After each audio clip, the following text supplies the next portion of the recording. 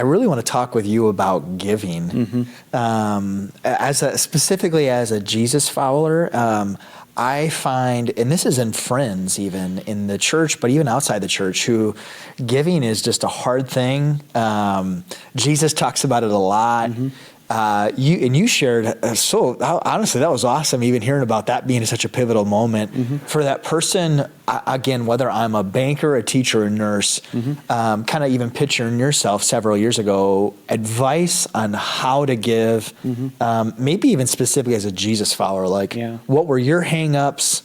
What did that look like for you? Because honestly, it was away from when I started following Jesus.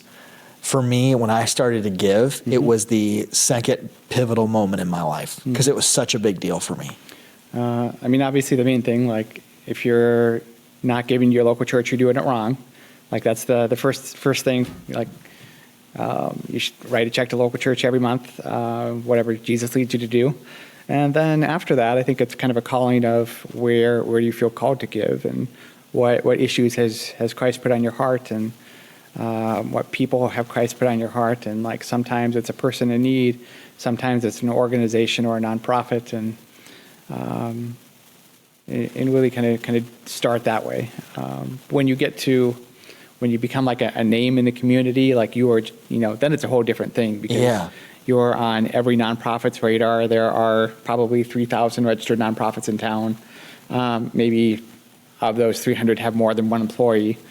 But they all the big ones have development people whose only job is to ask you for money. So think about that.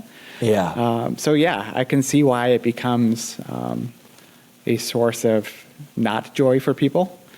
And maybe start with start with that first, kind of before kind of getting to a place of having means. So let's say I'm not giving. I'm a Jesus follower. I'm a teacher, banker, nurse. Okay, how do I actually start? What would you? I want to hear it not from a pastor. What would you say? How do I begin? Well, the way to think about it is you always want to go off a percentage, and the Bible suggests 10 is the number, but you can start at 1 or 2 and just kind of grow it 1% at a time. And the first place I think anybody should give, and not just saying this because I'm on this podcast, it's in the Bible. You should write a check to your local church, and you should do it every week or every month, but on some consistent schedule where it's that's the schedule, and you just don't miss it. And really, even when it gets hard, this is one of the last things you want to give up, because it's such an important part of your Christian walk. Did you, and this might, don't hesitate to answer this question. Did you kind of go from zero, did you start this, when you started giving, what did that look like? Was it a percentage? And I actually encourage people to the same thing. Because I think a lot of people are like, I need to give 10%. Well, it's we should also read our Bible for an hour a day or whatever. But we're a work in progress. We're growing area. People, I think it was a rough percentage. For me, initially it was a $5 amount, and I remember it being, after a year or two, it was $400 a month, which was a lot back then in my world. And just kind of scaled it from there as my income scaled. And now, I don't even know how much money I make in a year until I do my tax return. So, you kind of guess, okay, I want to be at this percentage, so I need to give this amount away, and it gets complicated. Within your first year or two at MarketBeat, before it took off, was giving still to something you're growing in? Share that part of things. When MarketBeat was taken off, it was an established pattern in my life. There were a few missionaries we supported, as a family. Gave to the church, gave to the seminary, some other organizations as well.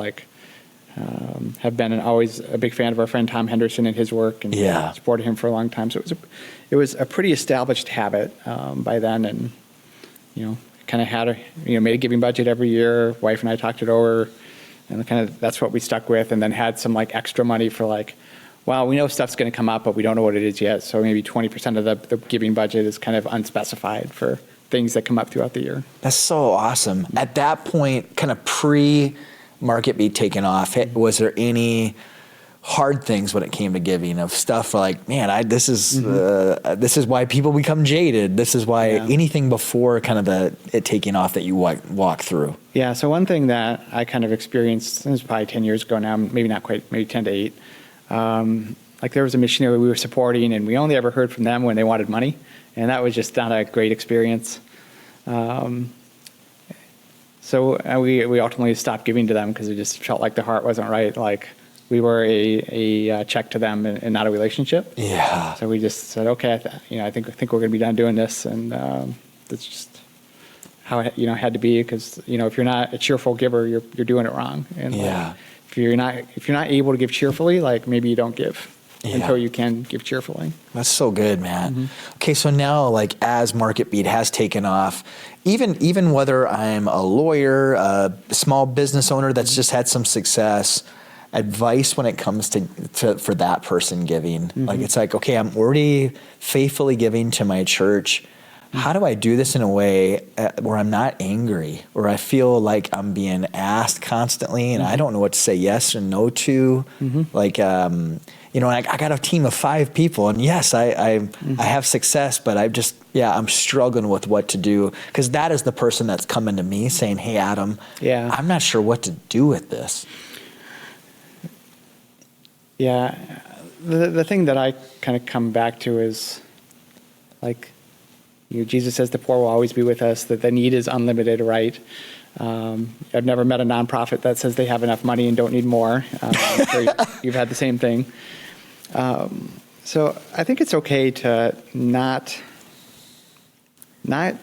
respond to every request that comes in. Yep. And I think you just have to be okay with that. And people, if you're an attorney in town, you're a banker, you're somebody kind of seen of like upper middle class means, like you'll get invited to stuff all the time. And it's, I think it's better to focus on probably 3 or 4 organizations versus trying to write $100 checks to everybody. The focus is really good, because then you can have a deeper relationship with, the organizations. And then you really just have to protect yourself beyond that. Like, you're going to get stuff in the mail and maybe just throw it away. Maybe you don't take fundraising phone calls, or if somebody you've never met before, like, asked to meet with you to talk about their organization, like, if you weren't already interested in it, just don't take the meeting. Really protect your heart, and just kind of think and pray about the things God's placed in your heart and focus on those things, and be okay calling it there, because there's just no shortage of needs in the world that, organizations or people that would think they need your money more than you do. When it comes to the discernment process, again, kind of away from church, like, is that just something you and your wife talk about? Like, how did you kind of, even in the last 4 years, how did you kind of start getting your arms around, like, this is where I really feel like I'm supposed to and where I'm not? And I just want to say, like, the ability to say no is such a wise thing. I think we feel like we're faithless or we're doing something wrong. And it's like, no, I think it's so intentional and wise to be intentional with what you've been entrusted with. And how does that process? I know now you have a very kind of strategic process. Kind of before that got set up, how did you wrestle with that? Yeah. So in my world, there's like the professional corporate giving and then like the personal giving. Yep. And I think we've developed a good system for the corporate giving, but on the personal giving side, kind of after the church bucket, Karine and I just talk about the things that we care about. One thing that she cares about is, her father passed away in 2011, and he's buried at the Emory Community Cemetery. So we write a check to the cemetery every year to help maintain the cemetery. Wow. We've had family members in need before that we've written some pretty sizable checks to kind of help them get out of the mess they're in. So it's more like, okay, what do I care about? What do you care about? What do we care about together? And then what can we agree on that we want to do with what we've been blessed with? That's so good. Is there anything in hindsight that you think you've done, you're like, I probably wouldn't do that again? Or all the time. Yeah. Explain that. Like, gosh, I gave, share that. Because I think people feel that and they're like, yeah, if you'd be willing to share, Matt, that's incredible. Yeah. Well, like there was a time where somebody I knew from the community was starting an organization, and really brand new, hadn't quite figured things out yet. And I thought, I'll give you a check to help get going.